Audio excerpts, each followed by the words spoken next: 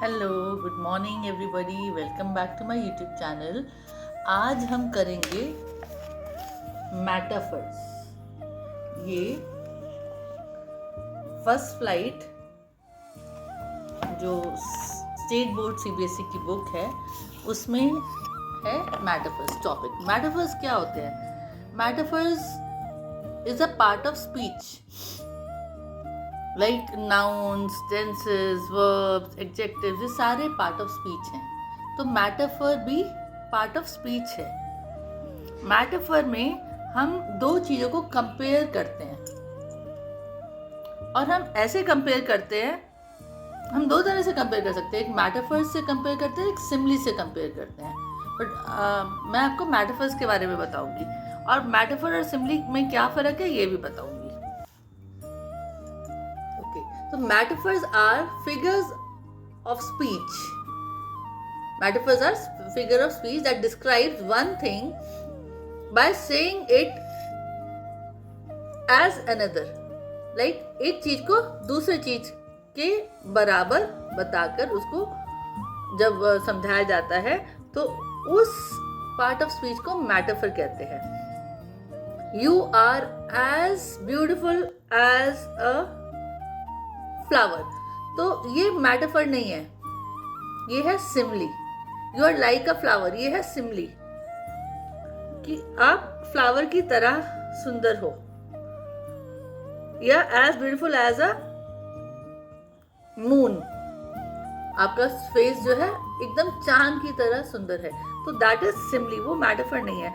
मगर you are moon, you are a flower, मतलब किसी से कंपेयर नहीं कर रहे, तुम्हें उसकी जगह दे रहे हैं, ट्रांसफर कर रहे हैं। ओके, तो सिमिली और मेटाफर में फर्क होता है। So metaphor are figures of speech that describes one thing by saying it is another to help explain और emphasise an idea through comparison. Comparison मतलब तुलना की जाती है मेटाफर में। So students, instead of using like or as, a metaphor directly equates two things that aren't literally the same but share the same quality. अब time is a thief. अब time जो है, समय कोई चोर नहीं है, मगर समय हमारे बहुत इम्पोर्टेंट जो मोमेंट जो कैप्चर कर लेता है, और जो समय बीत जाता है वो चोर की तरह खत्म। जैसे चोर अगर हमारी कोई चीज चोरी करके ले जाता है तो वो चीज हमारी खत्म हो जाती है। तो टाइम इज अ थीफ, इसमें टाइम इज अ थीफ में टाइम को हमने थीफ से कंपेयर किया है, और टाइम को हमने थीफ बताया है। Time is like a thief नहीं, टाइम इज अ थीफ। एक और मेटाफर का एग्जाम्पल देती हूँ। हर voice was velvet, her voice was velvet. Velvet क्या होता है? बड़ा मुलायम होता है, मखमली होता है ना। तो उसकी वॉइस जो है बहुत ही सॉफ्ट है, बहुत ही स्वीट है। तो हर voice was velvet. The classroom was a जू, क्लासरूम में बच्चे इतना शोर मचा रहे हैं जैसे चिड़ियाघर है। कहते हैं ना, स्कूल में आपकी मैम ने कई बार बोला होगा क्या चिड़ियाघर बना के रखा हुआ है क्लासरूम को। तो क्लासरूम वॉज अ जू, क्योंकि क्लासरूम में बच्चे बहुत शोर मचाते हैं एकदम चिड़ियाघर की तरह। तो क्लासरूम वॉज अ जू। तो हम मेटाफर्स को क्यों यूज करते हैं? मेटाफर्स को जनरली हम लैंग्वेज को पोएटिक बनाने के लिए, लैंग्वेज को सुंदर बनाने के लिए यूज करते हैं, to make ideas more vivid और इमोशनल, इमोशंस दिखाने के लिए। ऐसे कंपेयर करते हैं कि तुम तो चांद की तरह सुंदर हो, या तुम चांद हो।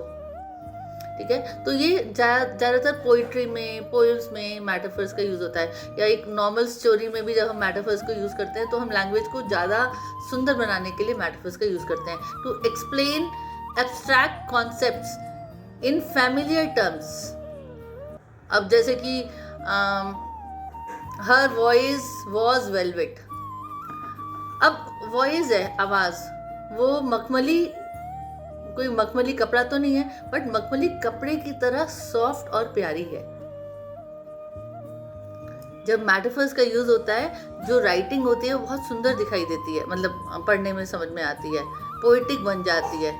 तो to make writing and speech more engaging we use metaphors.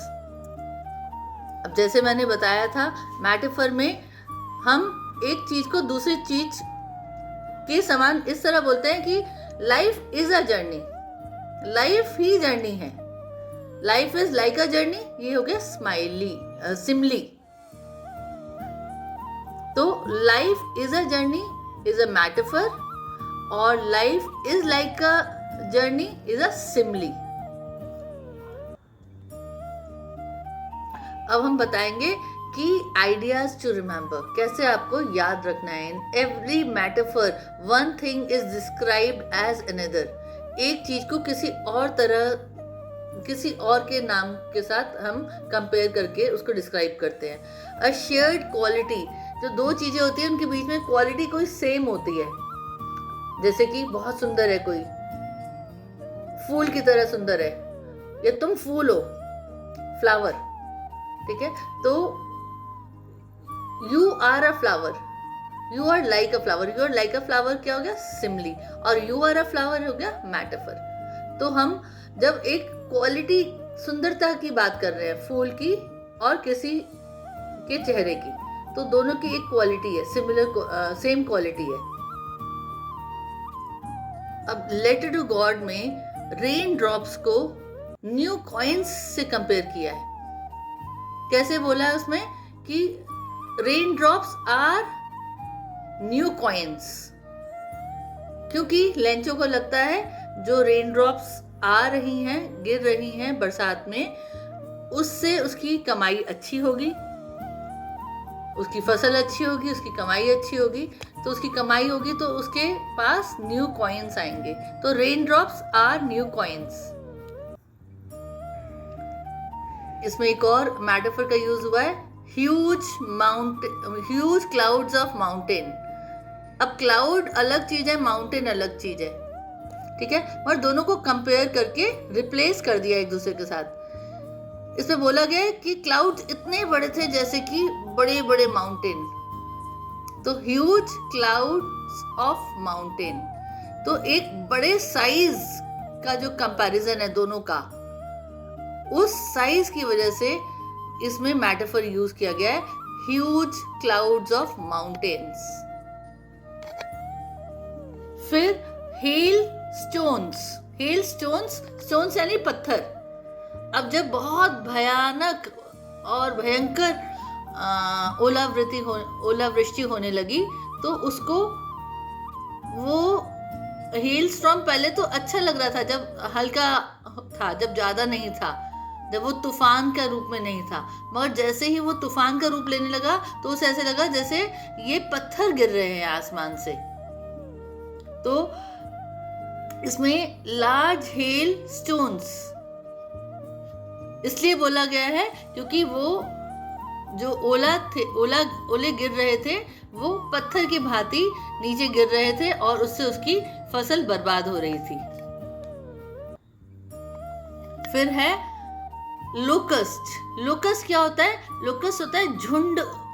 इस तरह के कीड़े होते हैं तो जो पूरे झुंड में आते हैं और पूरी फसल को बर्बाद कर देते हैं। अब प्लेग ऑफ लोकस्ट, प्लेग एक महामारी के लिए शब्द यूज किया जाता है, प्लेग। तो एक महामारी की तरह वो कीड़े आते हैं और पूरे फसल को बर्बाद कर जाते हैं। प्लेग ऑफ लोकस्ट, तो लोकस्ट को प्लेग बताया है, महामारी बताया है। तो इसमें क्या है, क्वालिटी जो बताई गई है वो ये है कि जो लोकस्ट है और जो प्लेग है वो दोनों एक ही तरह की चीज है, तो इसलिए लोकस्ट को प्लेग से कंपेयर किया गया है।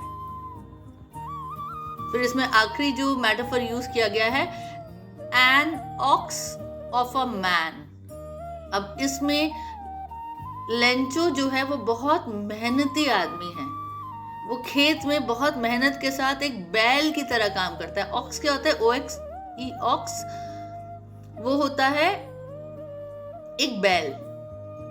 और जो गरीब किसान होते हैं वो अपने खेत में जब जुताई करते हैं और पूरी मेहनत से काम करते हैं तो एक बैल की तरह बिना थकने के बाद भी इस तरह से काम करते हैं कि जैसे वो एक एनिमल की तरह, एक ऑक्स की तरह, OX ऑक्स।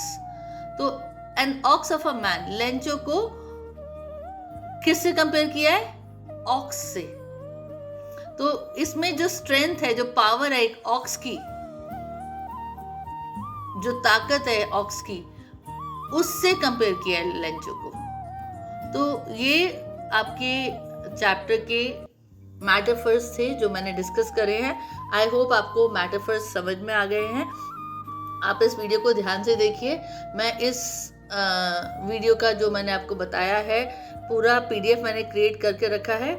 मैं डिस्क्रिप्शन में और कमेंट में इसका PDF शेयर करूंगी। आप उसे फिर से पढ़िए, समझिए, और अगर कोई डाउट है तो आप मुझसे कमेंट में पूछ सकते हैं। तो मेरे वीडियो को लाइक शेयर ज़रूर करें, सब्सक्राइब करें, और नए टॉपिक्स के लिए मेरे वीडियोस को देखते रहिए। मैं पूरा 10th का स्टेट बोर्ड का जो इंग्लिश का कोर्स है उसे कंप्लीट करूंगी। तो hope you understand it nicely. और आपके एग्जाम सब पास आ रहे हैं तो आप ध्यान से देखिए और प्रैक्टिस कीजिए। प्रैक्टिस करना बहुत ज़रूरी है। Okay, bye bye.